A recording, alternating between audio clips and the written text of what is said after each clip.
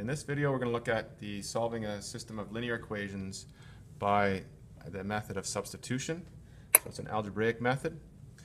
And these two algebraic methods, the other one is called elimination, all rely on the fact that you're making an assumption that there is an intersection point. So if you make an assumption that there is an intersection point, then at an intersection point you have common x and y values. Okay? So one thing you know for sure is that if these are the two lines, at this intersection point the x coordinates are the same and the y coordinates are the same. That's the only point we're interested in finding when we're looking for the solution to the system, where the x and the y are the same for both equations, that intersection point. So if that's the case, if we assume that there is an intersection point, then we're going to assume that the x and y in both equations are the same. Okay? And we can then sub one in, an expression for one in, to the other. Okay? So at the intersection point, the x and y are the same for in both equations. If you can get an expression for x or y in one equation, then you can sub that into the corresponding variable. So if you get x for one, sub it into the expression into x for the other. And I'll show you in a minute what that means. Okay? So you sub that into the corresponding variable in the other equation. This will reduce the equation to one unknown. Okay, so and you'll see what I mean by that in a minute, and you can solve for it. When you've solved for that unknown, you can sub it into one of the given equations to get the other unknown. This gives you the intersection point. Okay, so that makes maybe some sense to you, but I think it's probably better to show you what I mean by that. Okay, so for example, if you have these two equations, I have an expression for y in terms of x. It might not be like that. I may have to convert it to that. We know that the x and y are the same in both equations at the intersection point. So I'm going to assume that that y is the same as that y. But we also have something else that represents y, and that is 2x plus 3. So I could take this 2x plus 3 and sub it in here for y in that one. Okay, and that is what I've done right here. So instead of 3x plus y, I'm doing 3x plus an expression for y, which is 2x plus 3. At the intersection point, this is true. The x's and y's are the same. The x's for both equations are the same. The y's for both equations are the same. Okay, and then I do minus 8, which equals 0. Now we have an equation with one unknown in it. So we've reduced it to one unknown. Okay, we've eliminated the y basically. And you can solve this. So we solve that equation, work it down, and we get x equal to 1. Okay, so this is the x coordinate of the intersection point. So we've got a nice intersection point. We know the x coordinate of it now. We don't know the y though. One thing we do know for sure though, that if this is the x coordinate, we have expressions to help us solve for the y, either 1 or 2. Okay?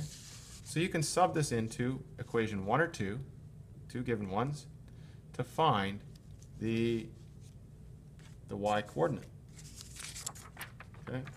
So I sub it into 1, and I get y equals 5. So at the intersection point, this is saying that x equals 1 and y equals 5. That's all you need. So you know what the intersection point is. It's 1 comma 5. You want to check this to make sure?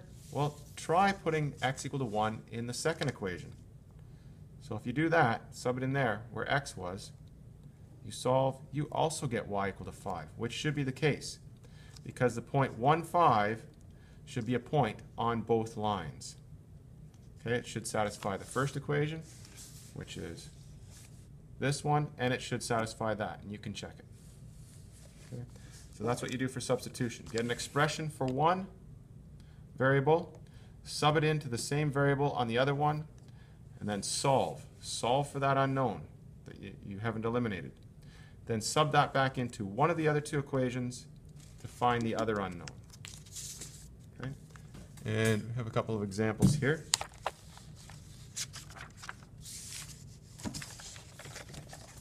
Take a look.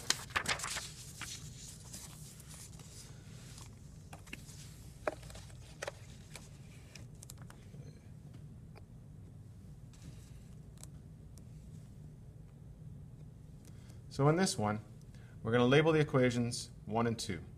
This one's pretty straightforward. Okay, so 1 and 2. And we're going to slide this down. We're going to sub x equal to -4, so equation 1, into number 2. There's an expression for x, which is pretty simple. So that's a vertical line, and here's a diagonal line. It's going to intersect somewhere. Okay? So sub that into equation 2. When you do that, you get y equal to -3.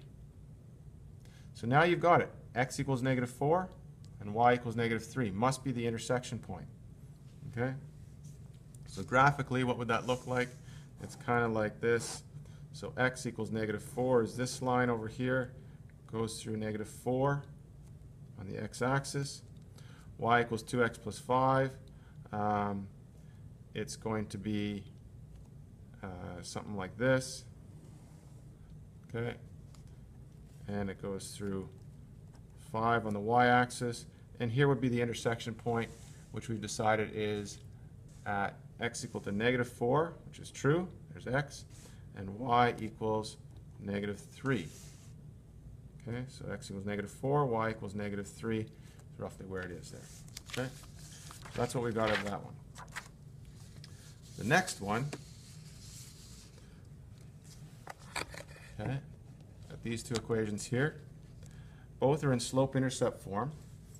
So you can take equation 1 and sub it into 2, or equation 2 and sub it into 1. But you're taking the expression for y and subbing it in for y in the other.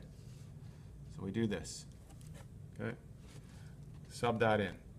So taking y for the first one and subbing in for y for the second, and you've got that. You're just comparing the two y values, really, the expressions for them. Okay, so now you solve that equation. Well, I want to get rid of the 2, so I'm going to multiply both sides by 2. Okay, don't forget to distribute the 2 in properly. 2 times 2x is 4x, 2 times -3 is -6. 2 times -3 halves, well, the 2's go away and give you -3x. And then 2 times 4 is 8. Okay, now I want to isolate x, so I'm going to add 3x to both sides. But I also want to get rid of this 6 on this side, so I have the x is alone on that side, so I'm going to add 6 to both sides.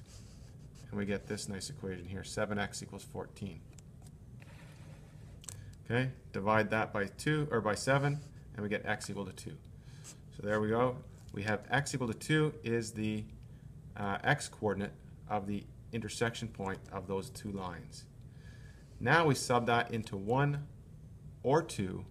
I'm going to sub it into 1. Okay, and when I sub it into 1, I get y equal to 1. So x equal to 2, y equal to 1 is the solution, and we state it like that. The solution is 2, 1.